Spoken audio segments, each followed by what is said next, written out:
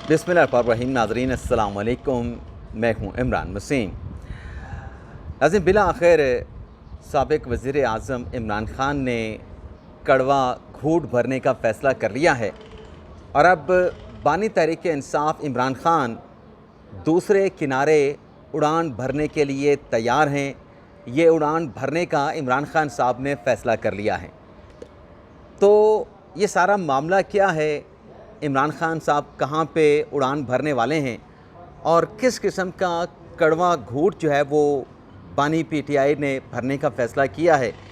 एक तो नाज़रीन इस ख़बर की जो डिटेल्स हैं वो आपकी खिदमत में पेश करेंगे। दूसरा हम बात करेंगे जो इस्लामाबाद हाई कोर्ट में चीफ जस्टिस आमिर फ़ारूक साहब ने जो इलेक्शन ट्रिब्यूनल्स के हवाले से, इलेक्शन एक्ट के हवाले से जो सदारती रेफरेंस पर समाअत की है, इस समाअत पर भी हम बात करेंगे और इस समाअत के से जुड़ी कुछ दीगर अहम डिटेल्स भी हैं वो भी आपकी खिदमत में पेश करेंगे।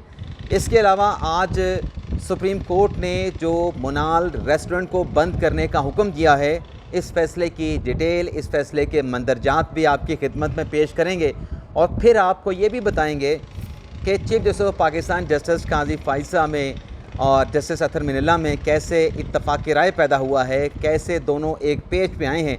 ये भी अहम ख़बर है, इसकी डिटेल भी आगे चल के आप नाज़रीन के साथ हम शेयर करेंगे। लेकिन प्रोग्राम का आगाज़ करने से पहले आपसे दरख्वास्त करेंगे कि चैनल को सब्सक्राइब कर लें, बेल आइकॉन का बटन प्रेस करें ताकि हमारी हर वीडियो का नोटिफिकेशन जो है वो आप देखने वालों तक पहुंचता रहे। और अगर आपको हमारा ब्लॉग पसंद आता है तो हमारे इस वीडियो को अपने दोस्तों के साथ, अपनी कम्युनिटी के साथ शेयर भी करें। तो नाज़रीन, इस्लामाबाद हाई कोर्ट की अदालती कार्रवाई से अपने प्रोग्राम का आगाज़ करते हैं। चीफ जस्टिस आमिर फ़ारूक साहब ने जो कल के इलेक्शन कमीशन के ऑर्डर के ख़िलाफ़, फ़ैसले के ख़िलाफ़ जो रिमार्क्स दिए थे कि जो इलेक्शन ट्रिब्यूनल को चेंज किया गया है, ये ऐसा इलेक्शन कमीशन का फ़ैसला है जो कि बरकरार नहीं रखा जा सकता। तो इस फ़ैसले के ख़िलाफ़ नाज़रीन जब ये रिमार्क्स आए तो पीटीआई के जो उम्मीदवारान हैं उनकी तरफ से मुतफ़र्रिक़ दरख्वास्त, जिसमें यह कहा गया कि इलेक्शन कमीशन का ये फ़ैसला मुअत्तल किया जाए, 7 जून का जो नया ट्रिब्यूनल का नोटिफिकेशन है उसको भी, और जो ट्रिब्यूनल तब्दील करने का फ़ैसला उसको भी मुअत्तल किया जाए। तो वक्फ़े के बाद नाज़रीन जब दोबारा अदालती कार्रवाई का आगाज़ हुआ, उस डिटेल पे आने से पहले अदालत ने, इस्लामाबाद हाई कोर्ट ने, चीफ जस्टिस आमिर फ़ारूक साहब ने यह फ़ैसला सादिर फरमा दिया है कि जब तक इन दरख्वास्तों पर इस मुकदमे का फ़ैसला नहीं होता, जो नया ट्रिब्यूनल इलेक्शन कमीशन ने नोटिफाई किया है वो अपनी कार्रवाई को आगे नहीं बढ़ाएगा, वो अपनी कार्रवाई वहीं पे रोक देगा। और साथ में जो मुसम्मिक नवाज़ के रहनुमा हैं अंजम इकील ख़ान, उन्हें ज़ाती हैसियत में आइंदा समाअत पे तलब कर लिया, जबकि इस मामले पे जो पटिशन नून लीग के उम्मीदवारों ने इलेक्शन कमीशन में दायर की, जो इलेक्शन कमीशन ने फ़ैसला किया और जो सदारती ऑर्डिनेंस का मामला है उस पर अटॉर्नी जनरल साहब को 14 जून के लिए मामलत का नोटिस जारी करके उन्हें भी आइंदा समाअत पे जो है वो बुला लिया गया है। अब नाज़रीन वक्फे के बाद जब अदालती कार्रवाई का आगाज़ हुआ तो आमिर फ़ारूक साहब ने कहा कि वो शाहकार ऑर्डर कहाँ पे है जिसमें ट्रिब्यूनल को तब्दील किया गया। अगर ट्रिब्यूनल की किसी कार्रवाई, किसी ऑर्डर के ख़िलाफ़ कोई एतराज़ था तो मुतलका फ़ोरम पे रजू किया जाता, मुतलका फ़ोरम पे अपील की जाती। ये कौन से अख्तियार के तहत जो है वो इलेक्शन कमीशन ने इलेक्शन ट्रिब्यूनल से रिकॉर्ड मांगा? क्या इलेक्शन कमीशन, आमिर फ़ारूक साहब ने कहा, कोई नई जूरिस्प्रूडेंस, कोई नई मिसाल जो है वो कायम करना चाहता है? ये जो रवैया इलेक्शन कमीशन ने अपनाया नून लीग के उम्मीदवारों की दरख्वास्त पर फ़ैसला करने के लिए, ये रवैया नाकाबिले बर्दाश्त है। तब्दीली का अगर अख्तियार है, या आमिर फ़ारूक साहब ने एडमिट किया कि अगर इलेक्शन कमीशन के पास तब्दीली का अख्तियार है तो उसकी वजूहात होनी चाहिए, उसकी रीज़निंग, उसके ग्राउंड्स होने चाहिए। लेकिन आमिर फ़ारूक साहब ने कहा कि मुझे इलेक्शन कमीशन के अख्तियारात का भी पता है और अपने अख्तियारात का भी इल्म है। लेकिन साथ में जो एडिशनल अटॉर्नी जनरल कमरे अदालत में मौजूद थे उनसे कहा गया कि जिस मकसद के लिए, जो मकसद आप हासिल करना चाहते थे वो मैं नहीं होने दूँगा। अब नाज़रीन जो पीटीआई के उम्मीदवार हैं शोएब शाहीन साहब, उनकी तरफ से ये दलाइल दिए गए कि 1.5 माह तक ट्रिब्यूनल की जानिब से नून लीगी जो जीतने वाले एमएनएज़ हैं उनको वक्त दिया गया, लेकिन उनकी तरफ से जवाब नहीं दिया गया। उल्टा इलेक्शन कमीशन ने जो पटिशन दायर की गई उसमें जज साहब पे, तारिक महमूद जहांगीरी साहब पे मुतासिब होने का जो है वो इल्ज़ाम लगा दिया। और साथ में शोएब शाहीन साहब ने ये भी कहा कि जब जस्टिस तारिक महमूद जहांगीरी साहब ने ये रिमार्क्स दिए थे ना कि जो भी रिकॉर्ड जमा होगा वो बयान हल्फी के साथ जमा होगा और जो बयान हल्फी झूठा होगा उस पर झूठा बयान हल्फी देने वालों को हम जेल भिजवा देंगे। तो ये जो ऑब्जर्वेशन थी तारिक महमूद जहांगीरी साहब के, शोएब शाहीन साहब ने कहा कि इस पर इनकी दौड़ें लग गईं और ये इलेक्शन कमीशन में जज साहब के ख़िलाफ़, ट्रिब्यूनल के ख़िलाफ़ दरख्वास्तें लेके पहुंच गए। लेकिन आमिर फ़ारूक साहब ने कहा कि देखें, क्या जो ट्रिब्यूनल का जज है, क्या वो कोई जुडिशल मजिस्ट्रेट है, वो हाई कोर्ट का जज है? जिस जज पे इल्ज़ाम लगाया गया तो ये तो इस पर तौहीन अदालत की कार्रवाई होगी कि मुतासिब होने का इल्ज़ाम लगाया गया। अब नाज़रीन, पटिशन में लिखा गया था कि जज साहब से मुतासिब होने की स्मेल आ रही है, इस किस्म के अल्फाज लिखे गए थे। तो आमिर फ़ारूक साहब ने कहा कि मेरे जज पर अगर बात होगी तो मैं बर्दाश्त नहीं करूँगा, दरख्वास्त में जो लिखा है वो लिखने के काबिल भी नहीं है। अब आमिर फ़ारूक साहब ने ये जो अंजम अकील ख़ान साहब की पटिशन में लिखा गया, नून लीग के एमएनए की पटिशन में, इस पे बुला लिया है अंजम अकील ख़ान साहब को आइंदा समात पे। अब नाज़रीन, यहाँ पे सवाल ये पैदा होता है कि अगर मुतासब लिखने से अंजम अकील ख़ान साहब की तलबी हो सकती है, ये एक सवाल है नाज़रीन, तो क्या माफ़ी चाहते हुए, जान की अमान पाते हुए, तो ये पटिशन तो इलेक्शन कमीशन ने अंजम अकील ख़ान की एक्सेप्ट की है, अंजम अकील ख़ान ने तो इल्ज़ाम लगाया था ना, तो फिर तो कार्रवाई कंटेम्प्ट की इलेक्शन कमीशन के ख़िलाफ़ क्या बनती है? क्योंकि उस इल्ज़ाम को तो इलेक्शन कमीशन ने एक्सेप्ट किया एक तरीके से, उन पटिशन को एक्सेप्ट कर ले। लेकिन फिर यहाँ पे ये भी सवाल पैदा होता है कि क्या एक आइनी इदारे के ख़िलाफ़ कंटेम्प्ट की कार्रवाई हो सकती है? और इसके साथ साथ नाज़रीन, तीसरा सवाल ये जन्म लेता है कि अंजम अकील को तो ये इल्ज़ाम लगाना या पटिशन में मुतासब का लफ्ज़ लिखने के ऊपर आमिर फ़ारूक साहब ने उनकी तलबी की आइंदा समात पे, अभी शोकास नोटिस तौहीन अदालत के जारी नहीं किया। लेकिन जो PTI के रहनुमा हैं रऊफ़ हसन साहब, जिन्होंने खुद आमिर फ़ारूक साहब को टाउट कहा, कंप्लिसिट कहा, उस पर क्या तौहीन अदालत की कार्रवाई ज़्यादा संगीन लफ्ज़ नहीं था? टाउट का मुतासब से ज़्यादा संगीन था, तो उस पर तौहीन अदालत की कार्रवाई शुरू ना होना तो ये भी इट्सेल्फ अलग से एक बहुत बड़ा सवाल है जो बार बार उठता रहेगा। लेकिन बहरहाल आमिर फ़ारूक साहब ने जो आज समाअत की है उसमें 24 जून तक जो है इस प्रोसीडिंग को जो है मुलतवी किया है। लेकिन जो नाज़रीन, एक और जो चीज़ है जो मैं आपके साथ शेयर करने जा रहा हूँ, यहाँ पे सुप्रीम कोर्ट में हमने ये देखा है, क्योंकि हम यहाँ पे रिपोर्टिंग करते रहते हैं, हाई कोर्ट में भी हमने देखा है कि जब भी किसी जज पे मुतासब का इल्ज़ाम लगता है तो जजेस उसके ऊपर आर्गूमेंट सुनते हैं। आर्गूमेंट सुनने के बाद वो इल्ज़ाम या तो रद्द कर दिया जाता है या फिर एक्सेप्ट हो जाता है। यानी अगर जानिबदारी का इल्ज़ाम लग जाए, मुतासिब होने का इल्ज़ाम लग जाए, कोई और इल्ज़ाम लग जाए, उस पर हियरिंग होती है, उस पर दलाइल होते हैं और उसके बाद फिर उसका फ़ैसला होता है। अब फ़ैसले में या तो जो इल्ज़ाम है वो एक्सेप्ट होगा या रिजेक्ट हो जाएगा। दोनों सूरतों में हमने देखा है कि अगर जज साहब बेंच से नहीं उठे, इल्ज़ामात को रद्द किया है, कोई कार्रवाई किसी के ख़िलाफ़ नहीं होती, और अगर इल्ज़ाम जो है वो साबित नहीं हुआ तब भी कार्रवाई नहीं हुई, और अगर जज साहब ने बेंच से उठने का फ़ैसला किया है तब भी हमने कोई ऐसी चीज़ नहीं देखी कि ऐसी बात कहने के ऊपर जो है वो कोई कंटेम्प्ट की तरफ मामला जाए। तो आमिर फ़ारूक साहब भी फ़िलहाल इस तरफ नहीं गए, सिर्फ अंजम अकील ख़ान साहब को आइंदा समाअत पे बुलाया, तो देखते हैं आइंदा समाअत पे क्या होता है। इसके अलावा नाज़रीन, मुनाल रेस्टोरेंट के हवाले से अगर हम बात करें तो चीफ जस्टिस काजी फ़ैसल साहब ने उनके साथ जस्टिस जमाल खान मंदुखेल साहब और जस्टिस नईम अख्तर अफ़गान साहब थे जिन्होंने इस केस की समाअत की। अब इस केस में नाज़रीन, जो रिपोर्ट अदालत ने तलब की थी, गुज़िश्ता समाअत का जो हुक्मनामा था, उसमें ये कहा किया गया था कि मुनाल पे जो पीर सावर रोड पे मुनाल रेस्टोरेंट है, उसके साथ आगे पीछे मज़ीद जो ऐसे रेस्टोरेंट खोले गए हैं उन तमाम की डिटेल्स दी जाएँ नेशनल पार्क पीर सावर रोड पे। अब CDA ने नाज़रीन आज यह किया कि जो रिपोर्ट सुप्रीम कोर्ट में जमा करवाई उसमें दर्जनों नेशनल पार्क में बनी जो इमारतें हैं उनके नाम लिख दिए, जैसा कि स्पोर्ट्स कम्प्लेक्स है, जैसा कि पाक चाइना सेंटर है, इस्लामाबाद क्लब है, गन क्लब है, और उसके अलावा जो है पीर सुहाबा का उसमें डाल दिया, मोनूमेंट का डाल दिया, शक्करपड़ियाँ वाला उसका डाल दिया। आमिर चीफ जस्टिस काजी फ़ैसल साहब ने सजनिश की और इस रिपोर्ट को मुस्तरद किया और कहा CDA वालों से कि क्या आप इतने सारे इदारों का नाम लिख के, पाकिस्तान मोनूमेंट का नाम लिख के, पाक चाइना सेंटर का नाम लिख के, स्पोर्ट कम्प्लेक्स का नाम लिख के, आप ये जो रेस्टोरेंट पीर सुहाबा रोड पे मुनाल के आगे पीछे जो बनाए गए हैं उनको बचाना चाहते हैं? क्या आप अदालती कार्रवाई पे असरअंदाज होना चाहते हैं? क्या आपकी इस रिपोर्ट की रोशनी में नेशनल जो मोनूमेंट बना है उसको गिराने का हुक्म दे दें, स्पोर्ट्स कम्प्लेक्स को गिराने का हुक्म दे दें? अगर यही कुछ है तो फिर CDA का अपना ऑफिस भी नेशनल पार्क में बना है, क्या उसको भी गिराने का हुक्म दे दें?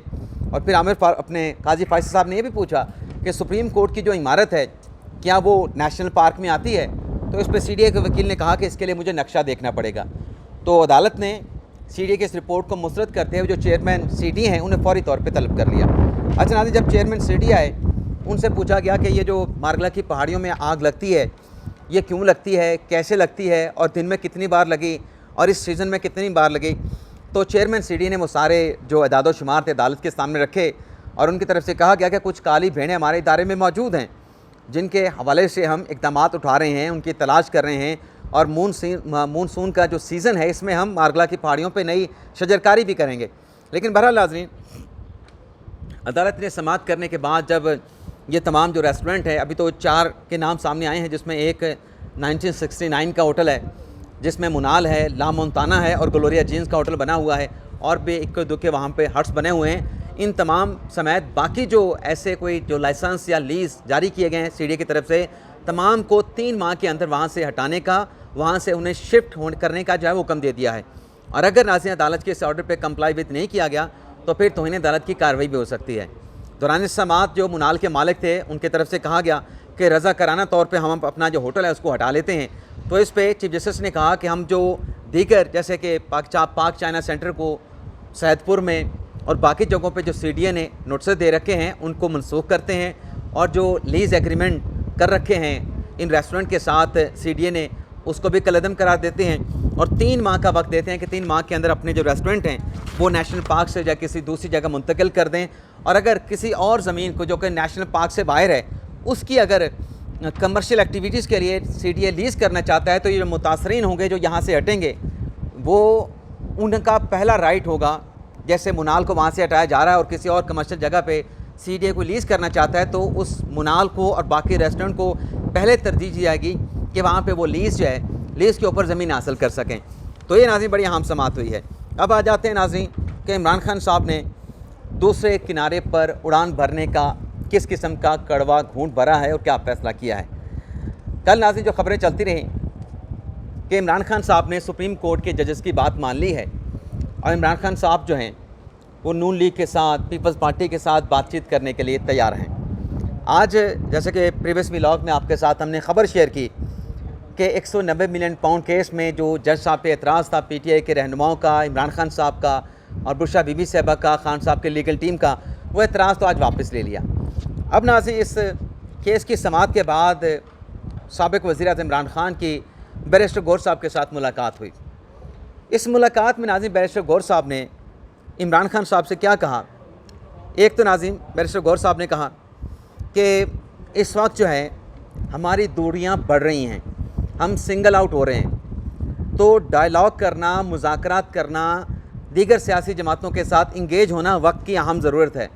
और अगर हमने ये ना किया, मुज़ाकरात ना किए, यानी पीपल्स पार्टी के साथ भी, नून लीग के साथ भी, तो ये दूरियां मज़ीद बढ़ जाएंगी। बैरिस्टर गौहर साहब ने इमरान खान साहब से भी कहा कि आप इस हवाले से हामी भरें और इनके साथ मुज़ाकरात करें। तो इमरान खान साहब ने ग्रीन सिग्नल दिया है रऊफ़ हसन साहब को, अपने उन्हें बैरिस्टर गौहर साहब को, कि आप जाएं और जाके मुज़ाकरात करें। अब इस फ़ैसले के बाद बैरिस्टर गौहर साहब बाहर आते हैं और बाहर आके नाज़रीन बैरिस्टर गौहर साहब ये बताते हैं कि इमरान खान साहब ने मुज़ाकरात का ग्रीन सिग्नल दे दिया है। वैसे नाज़रीन मैंने जो थंबनेल पे लिखा ना कि इमरान खान साहब ने दूसरे किनारे उड़ान भरने का फ़ैसला, यहाँ पे मैं ये भी लिख सकता था कि इमरान खान साहब का थूका हुआ चाटने का फ़ैसला, लेकिन ये मुनासिब नहीं था। लेकिन चूँकि इमरान खान साहब एक किनारे पे दूसरी सियासी जमातें बैठी हैं, खान साहब इस किनारे पे बैठे हैं और खान साहब वहाँ पे रट लगाए जा रहे हैं कि दूसरे किनारे पे बैठी जो सियासी दीगर अपने साथी सियासी जमातें हैं उनके साथ मैंने बात नहीं करनी, मैंने ताकतवर के साथ बात करनी है, मैंने इस्टेब्लिशमेंट के साथ बात करनी है, यानी मैंने आर्मी चीफ के साथ बात करनी है। लेकिन आज बैरिस्टर गौहर साहब ने इस मुलाकात के बाद, खान साहब के साथ मुलाकात करने के बाद यहाँ के बताया है कि इमरान खान साहब ने मुज़ाकरात का ग्रीन सिग्नल दे दिया है। अच्छा, वहाँ पे एक साफ़ी ने उनसे ये सवाल पूछा। अच्छा नाज़रीन, ये भी बड़ा अहम सवाल होगा कि क्या मुज़ाकरात होंगे कि किन शराइत पे होंगे, ये भी अभी मैंने आगे चल के बात करनी है। बैरिस्टर गौहर साहब से नाज़रीन एक साफ़ी ने सवाल किया कि क्या ये सुप्रीम कोर्ट की ऑब्जर्वेशन की रोशनी में आपने मुज़ाकरात का फ़ैसला किया है। तो इस पर बैरिस्टर गौहर साहब ने कहा कि नहीं, प्योरली ये पाकिस्तान तहरीक इंसाफ का अपना फ़ैसला है कि हम मुज़ाकरात करें, दीगर सियासी जमातों के साथ ख़ुद को इंगेज करें और इस फ़ैसले पे हम अचकज़ई साहब और दीगर जो हमारे साथ एहतजाजी सियासत में शामिल होने वाली इत्तेहादी सियासी जमातें हैं उनको भी हम मुशावरत में शामिल करेंगे। अब नाज़रीन मौलाना फजल रहमान साहब के साथ जो मुज़ाकरात पाकिस्तान तहरीक इंसाफ के चल रहे हैं, तो मौलाना फजल रहमान साहब ने गारंटी मांगी हुई है। मौलाना फजल रहमान साहब ने इमरान खान साहब से ये गारंटी मांग रखी है कि मैं आपके साथ बैठता हूँ, आपके साथ चलता हूँ, या हम दोनों मिल के और दीगर हमारे साथ जो हम ख्याल सियासी जमातें हैं मिलकर इकट्ठा चलने का फ़ैसला करते हैं, तो इस बात की गारंटी कौन देगा कि इमरान खान साहब मेरा कंधा इस्तेमाल करने के बाद भाग नहीं जाएंगे, साथ नहीं छोड़ जाएंगे। अभी तक ये गारंटी तहरीक इंसाफ ने मौलाना फजल रहमान साहब को नहीं दी है। अब बैरिस्टर गौर साहब ये कहते हैं कि मुज़ाकरात के सिवा कोई ऑप्शन नहीं और हमने कभी मुज़ाकरात से इनकार नहीं किया।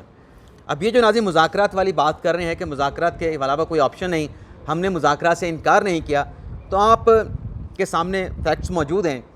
पीटीआई मुज़ाकरात के हवाले से हमेशा ये कहती रही कि पहले हमारा मैंडेट वापस करो, फिर हमारे साथ मुज़ाकरात करो। यानी ये कैसा मुतालबा है, कैसी शर्त है कि आप कह रहे हैं कि मैंडेट वापस कर दो, आपकी हुकूमत आ जाए मरकज़ में, आपका वज़ीर-ए-आज़म बन जाए, फिर आप पीपल्स पार्टी और नून लीग के साथ मुज़ाकरात करेंगे। क्या इन टर्म्स पे, इन शराइत पे मुज़ाकरात हो सकते हैं? फिर तो मुज़ाकरात की ज़रूरत ही बाकी नहीं रहती, मुज़ाकरात का कोई जवाज़ ही पैदा नहीं होता। और फिर बैरिस्टर गौर साहब ने कहा कि बर्फ़ पिघल रही है और हालात बेहतर होंगे। सुप्रीम कोर्ट मुज़ाकरात के लिए फ़िलहाल कोई ख़त नहीं लिखा। और अब नाज़रीन ये जो बात बैरिस्टर गौर साहब ने जो की है, जो मैंने कहा कि क्या यह मुज़ाकरात कामयाब होंगे, तो जैसे नाज़रीन मौलाना फजल रहमान साहब ने गारंटी मांगी है कि गारंटी दे के मेरा कंधा इस्तेमाल नहीं होगा। अब एक मरतबा पहले भी बंदयाल साहब के दौर में ये मुज़ाकरात हुए थे और उन मुज़ाकरात के हवाले से बंदयाल साहब के बेंच को आके ख्वाजा साद रफ़ीक साहब ने बताया था कि मुज़ाकरात कामयाब हो गए थे, लेकिन इमरान खान साहब ने ही अपनी पार्टी को, अपनी कमेटी को ये मैंडेट नहीं दे रखा था, इतना बाख्तियार नहीं बनाया था कि जो मुज़ाकरात कामयाब हुए थे उसको फाइनलाइज करते। बल्कि ख्वाजा साद रफ़ीक साहब ने कहा था कि मुज़ाकरात कामयाब हो चुके थे, लेकिन खान साहब ने उसको सबोताज कर दिया। और शाह महमूद कुरैशी साहब ने भी शिकवा किया था कि इन मुज़ाकरात की वजह से मुझे ट्रोलिंग की गई, सोशल मीडिया पे मेरे साथ ऐसा किया गया, वैसा किया गया। तो अब मुज़ाकरात की बात तो बैरिस्टर गौर साहब कह रहे हैं और उन्होंने कहा कि इमरान खान साहब ने ग्रीन सिग्नल भी दे दिया है, लेकिन बात ना उसी गारंटी पे आएगी। गारंटी अब नून लीग भी मांगेगी और पीपल्स पार्टी भी मांगेगी, क्योंकि पहले भी नून लीग ने, पीपल्स पार्टी ने, MQM ने, मौजूदा जो इत्तेहाद है, इन्हीं सियासी जमातों ने इमरान खान साहब के साथ मुज़ाकरात किए थे, शाह महमूद कुरैशी के साथ, अली ज़फ़र के साथ, फवाद चौधरी साहब के साथ। लेकिन वो मुज़ाकरात सबोताज करने का जो सेहरा है वो इमरान खान साहब पे जाता है। तो अब अगर इमरान खान साहब ने मुज़ाकरात करने का फ़ैसला किया है तो बात यह है कि गारंटी कौन देगा। एक तरफ मौलाना फजल रहमान गारंटी मांग रहा है, दूसरी तरफ ये जमातें भी गारंटी मांगेंगी।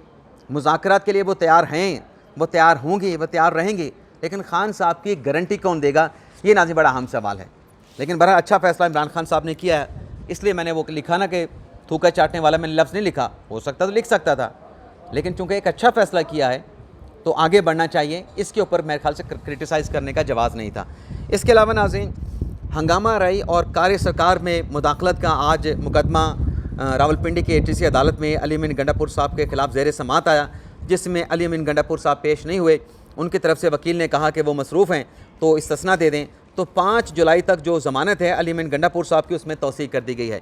इसके अलावा नाज़रीन जो पंजाब हुकूमत की तरफ से डेफामेशन का, हत्या इज़्ज़त का जो कानून पास किया गया, जिसे लाहौर हाई कोर्ट में चैलेंज किया गया था नदीम सरवर एडवोकेट की जानिब से, आज नाज़रीन लाहौर हाई कोर्ट के जस्टिस अमजद रफ़ीक साहब ने इस कानून के ख़िलाफ़ दरख्वास्त पे समाअत की है और दरख्वास्त गुजार की जानिब से कहा गया कि पंजाब की जो अपनी मिनिस्टर हैं इतलात की, वो सारा दिन सुबह से लेकर शाम तक झूठ बोलती हैं, क्या उन पे भी कानून का इतलाक़ होगा। और फिर जज साहब ने उनसे पूछा कि इस कानून से जो आज़ादी राय है, बुनियादी हकूक़ है, वो कैसे मुतासर होते हैं। तो इस पर भी वकील की जानिब से दलाइल दिए गए। तो दलाइल सुनने के बाद जो लाहौर हाई कोर्ट है उसकी तरफ से नाज़रीन जो हत्या इज़्ज़त के कानून के जो सेक्शन 3 है और जो 5 है, जो 8 है, उस पर जो अमल दरामद है वो अदालती फ़ैसले से मशरूत कर दिया गया है कि जब तक हाई कोर्ट इस पटिशन का फ़ैसला नहीं करती, इस कानून का जो आर्टिकल 3, 5 या 8 है उस पर अमल दरामद रुका रहेगा। तो ये नाज़रीन आज का हमारा व्लॉग, उम्मीद करते हैं कि आपको पसंद आया होगा। अल्लाह ताला हम सब का हामी नासिर हो, अपनी दुआ में याद रखिएगा। अल्लाह हाफ़िज़।